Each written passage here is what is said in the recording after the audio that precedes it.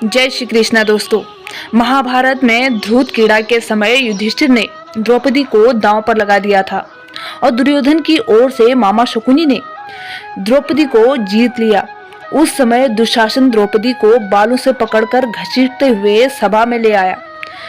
जब वहां द्रौपदी का अपमान हो रहा था, तब वहां भीष्म पितामह, द्रोणाचार्य और विदुर जैसे न्यायकर्ता और महान लोग भी बैठे थे, लेकिन वहां मौजूद सभी बड़े दिग्गज मुंह झुकाए बैठ रखे थे।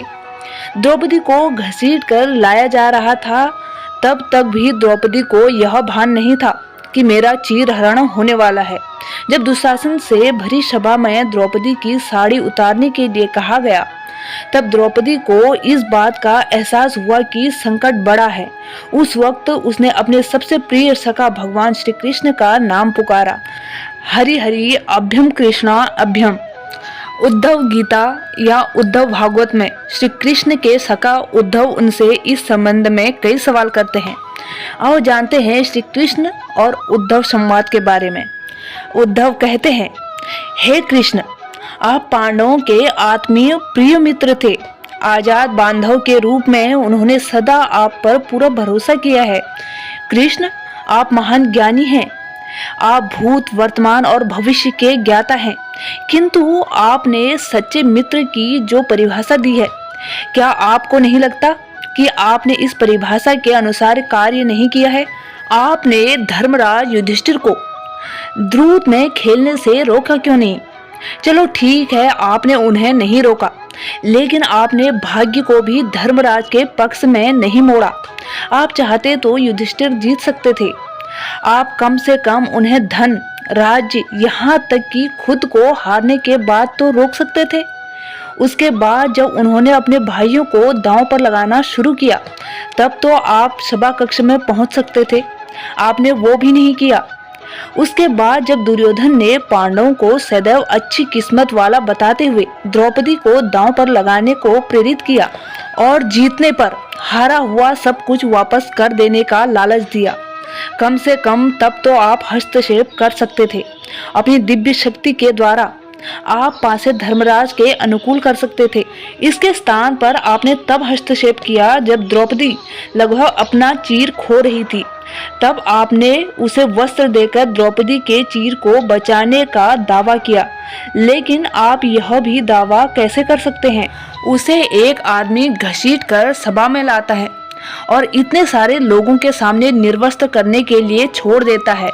एक महिला की इज्जत क्या बची? आपने क्या बचाया? अगर आपने संकट के समय में अपनों की सहायता नहीं की, तो आपको आजाद बांधव कैसे कहा जा सकता है? बताइए, आपने संकट के समय में सहायता नहीं की तो क्या फायदा? क्या यही धर्म है? इन सब प्रश्नों को पूछते पूछते उद्धव का गला रोंद गया और उनकी आंखों से आंसू बहने लगे। भगवान श्री कृष्ण मुस्कुराते हुए बोले, प्रिय उद्धव, यह सृष्टि का नियम है कि विवेकवान ही जीतता है। उस समय दुर्योधन के पास विवेक था, धर्मराज के पास नहीं। यही कारण रहा कि धर्मराज पराजित हुए। उद्धव को हैरान परेशान देखकर श्री कृष्ण जी आगे बोले, दुर्योधन के पास जुआ खेलने के लिए पैसा और धन तो बहुत था, लेकिन उसे पासों का खेल खेलना नहीं आता था। इसलिए उसने अपने मामा शकुनी का धूत क्रीड़ा के लिए उपयोग किया। यही विवेक है। धर्मराज भी इसी प्रकार सोच सकते थे और अपने चचेरे भाई से पेशकश कर सकते थे कि उनकी तरफ से मैं खेलूंगा। जरा विचार करो, अगर शकुनी और मैं खेलते तो कौन जीतता? पासे के अंक उसके अनुसार आते या मेरे अनुसार? चलो इस बात को भी जाने दो। उन्होंने मुझे खेल में शामिल नहीं किया, इस बात के लिए उन्हें क्षमा किया जा सकता है, लेकिन उन्होंने विवेक शून्यता से एक और बड़ी गलती की, और वह यह कि उन्होंने मुझसे प्रार्थना की कि मैं तब तक सभा कक्ष में न जाऊं जब तक कि मुझे बुलाया ना जाए, क्योंकि वे अपना दुर्भाग्य का खेल मुझसे छुपकर खेलना चाहते थे। वे नहीं चाहते थे कि मुझे मालूम पड़े कि वे जुआ खेल रहे हैं। इस प्रकार उन्होंने मुझे अपनी प्रार्थना से बांध दिया। मुझे सभा कक्ष में आने की अनुमति नहीं थी। इसके बाद भी मैं कक्ष के बाहर इंतजार करता रहा। कि कब कोई मुझे बुलाता है। भीम, अर्जुन, नकुल और सहदेव सब मुझे भूल गए, बस अपने भाग्य और दुर्योधन को कोसते रहे। अपने भाई के आदेश पर जब दुशासन द्रौपदी को बाल पकड़कर घसीटता हुआ सभा कक्ष में लाया, द्रौपदी अपनी सामर्थ्य के अनुसार जूझती रही, तब भी उसने मुझे नहीं पुकारा। उसकी बुद्धि तब जागृत हुई जब दुशासन ने उसे निर्वस्त्र करना प्रारंभ कर दिया था।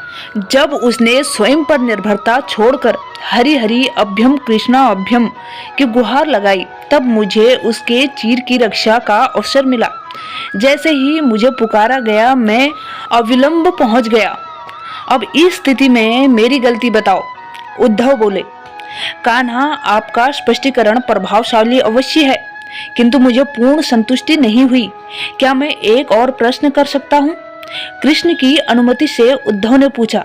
इसका अर्थ यह हुआ कि आप तभी जाओगे जब आपको बुलाया जाएगा। क्या संकट से घिरे अपने भक्त की मदद करने आप स्वतः नहीं जाओगे?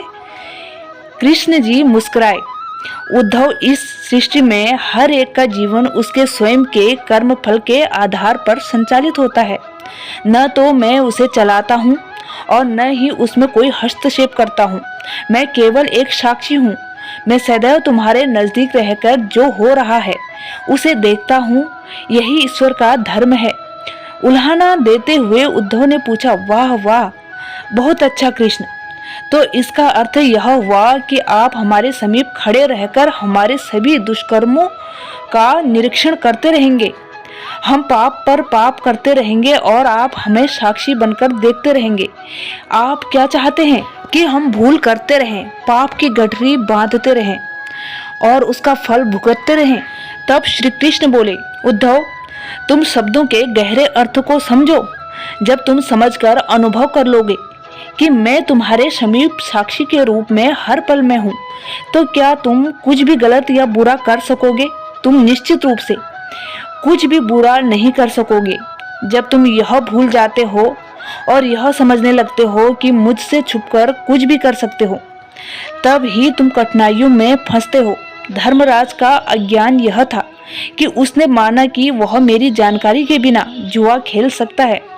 अगर उसने यह समझ लिया होता कि मैं प्रत्येक के साथ हर समय साक्षी के रूप में उपस्थित हूँ, तो क्या खेल का रूप कुछ और नहीं होता?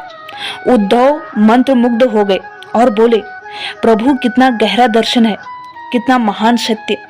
प्रार्थना और पूजा पाठ से ईश्वर को अपनी मदद करने के लिए बुलाना तो महज हमारी पर भावना है, किंतु जैसे ही हम यह विश्वास करना शुरू करते हैं कि ईश्वर के बिना पत्ता भी नहीं हिलता, तब हमें साक्षी के रूप में उनकी उपस्थिति महसूस होने लगती है।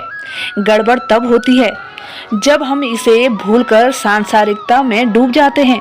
दोस्तों, इस वीडियो के माध्यम से आप जान पाए होंगे कि श्री कृष्ण ने लास्ट समय में क्यों मदद करी, पहले वो पांडवों की मदद क्यों नहीं कर रहे थे।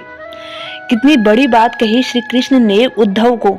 तो दोस्तों, आज की वीडियो यहीं पे समाप्त होती है। अगर आपको वीडियो पसंद आए तो प्लीज़ वीडियो को लाइक करें। अगर चैनल पे आप नए हैं तो चैनल को सब्सक्राइब करें, हाँ, और बेल आइकन को भी प्रेस कर दें ताकि आने वाली मेरी हर नई वीडियो का नोटिफिकेशन सबसे पहले आप तक पहुँचे।